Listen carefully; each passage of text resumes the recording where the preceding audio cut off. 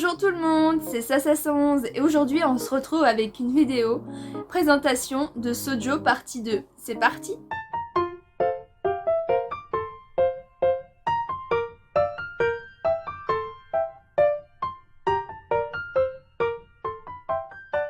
Partie 2 parce que j'en ai déjà fait une première partie que vous avez bien aimée. Donc là, on est parti pour 4 nouveautés.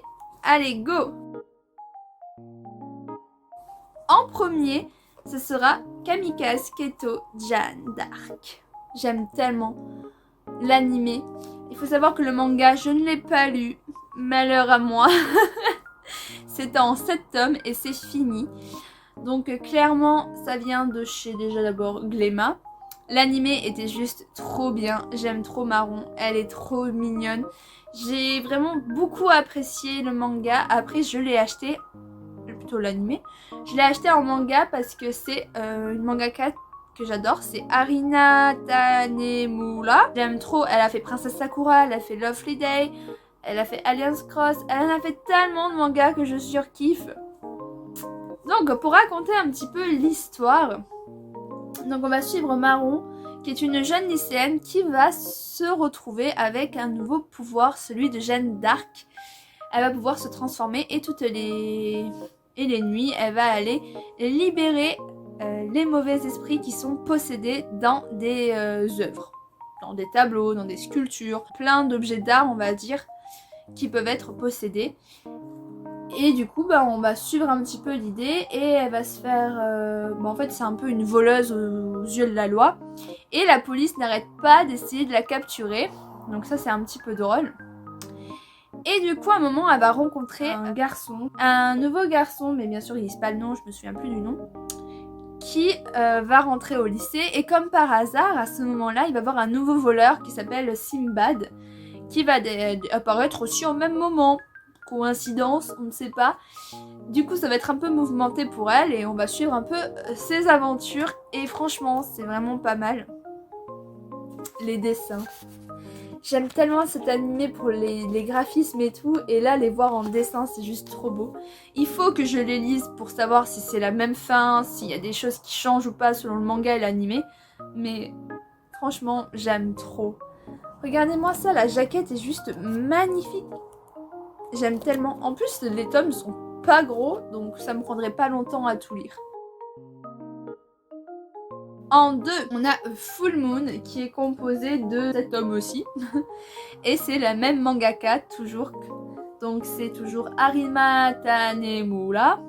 Et Full Moon, par contre, je l'ai lu en manga. Parce que j'ai vu l'animé, que j'ai surkiffé. Et c'est pour ça que je me suis dit, j'achète aussi le manga. C'est toujours de chez Gléma. C'est trop bien, c'est trop bien, voilà, les jaquettes sont juste magnifiques. Bon, derrière c'est les anciens mangas, donc c'est pas poussé non plus, il n'y a pas de résumé. Donc l'histoire, on va sur cette jeune fille qui est malade, elle a une maladie à la gorge, ce qui fait que si elle continue de chanter, eh ben ça risque de la tuer, de ne plus avoir de voix, etc. Alors qu'elle adore chanter, eh ben oui. Et du coup, il y a des... comment ils appellent ça? Des shirigami? Je sais plus, je crois que c'est ça. Un peu les dieux de la mort qui vont arriver et qui vont devoir la surveiller. Mais ils se rendent compte que notre jeune héroïne peut les voir. Et ce qui n'est pas normal du tout. Et du coup, ils lui disent qu'il lui reste plus que 1 an à vivre. Je crois un truc comme ça. Évidemment, quand t'as pas de résumé, c'est compliqué. Mais il lui reste 1 an à vivre, quelque chose dans ce genre-là. Et du coup, la jeune héroïne supplie d'arrêter ça ou d'être aidée et tout parce qu'elle veut chanter et elle veut au moins essayer de réaliser son rêve.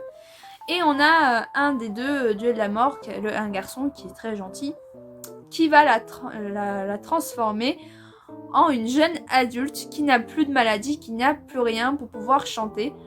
Donc on va suivre un petit peu sa double... Voilà, c'est un peu version Crémy en fait, en quelque sorte. Une petite qui se transforme en adulte pour pouvoir bien chanter.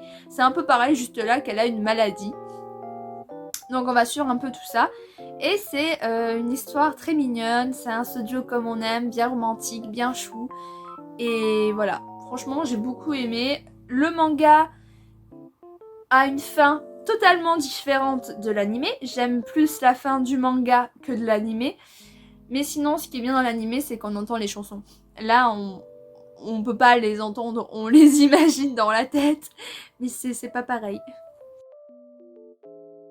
En troisième, on a One X One, toujours de chez Gléma, qui est en 7 tomes toujours. Je les ai tous et je surkiffe. Et c'est par le même auteur que Tsubaki Love que je surkiffe aussi et que j'ai tellement envie d'avoir dans ma Mogatech. Mais bref, ce n'est pas le sujet. Donc là, je vous montre la magnifique petite jaquette. Hop. L'histoire, ça va être du coup notre jeune héroïne qui est là, qui va se retrouver... Bon, c'est une serveuse. Elle va rencontrer notre jeune héros qui est ici en fait. Et en gros, ils vont voir un petit accrochage. Et elle va se retrouver dans un nouveau lycée. Elle va le rencontrer. Et du coup, elle va se retrouver en tant que son assistante, on va dire en guillemets. C'est dur d'expliquer le résumé. Et du coup, on va voir un peu leur évolution tous les deux. Elle va devoir être l'assistante de notre jeune héritier qui est riche et qui fait partie d'une session spéciale dans le lycée. Donc du coup, elle va se retrouver avec lui. Mais je crois que normalement, ils ont un nom spécial. Voilà, elle sera la Oni de notre riche héritier. Bien sûr, tous les deux, ils sont trop mignons. J'aime trop leur relation. Et je suis trop contente d'avoir ce manga parce que je l'adorais. Je l'ai lu en scan au moment où il était sorti.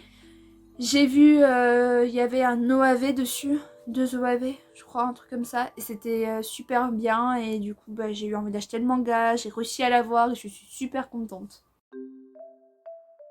Et en dernier, en quatrième, c'est Je t'aime Suzuki.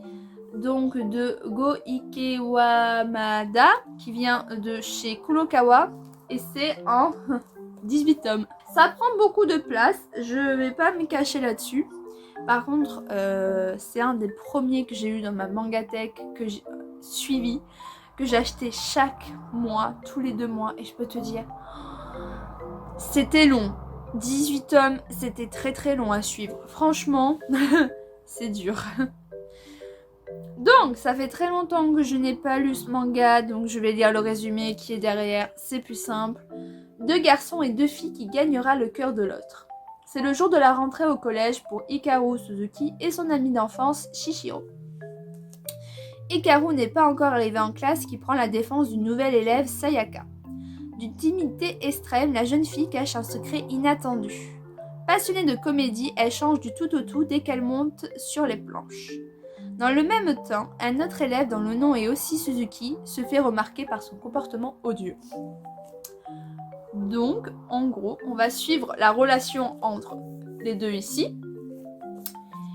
Donc, c'est celui-ci et celle-ci. On va suivre du coup leur évolution, voir leurs sentiments, etc. et tout. Et c'est super bien parce qu'après, il y a aussi la relation de ces deux-là, etc. Une histoire d'amour avec du théâtre, du basket, de l'amour, tout ça. Donc, je n'ai pas plus à dire. Juste que j'ai adoré. Clairement, j'ai adoré. C'est 18 tomes. C'était bien. En plus, on les suit. Il y a une grande évolution. Là, ils sont au collège. C'est ça. On les suit du collège au lycée. Quand ils deviennent adultes. Franchement, c'est une grosse évolution. Et j'aime beaucoup, beaucoup. Voilà, du coup, je vous ai montré les 4 petits shoujo. Je suis très contente. Et j'espère que vous avez aussi aimé que moi. Donc sur ce, je vous dis à la prochaine pour une autre vidéo. Bye!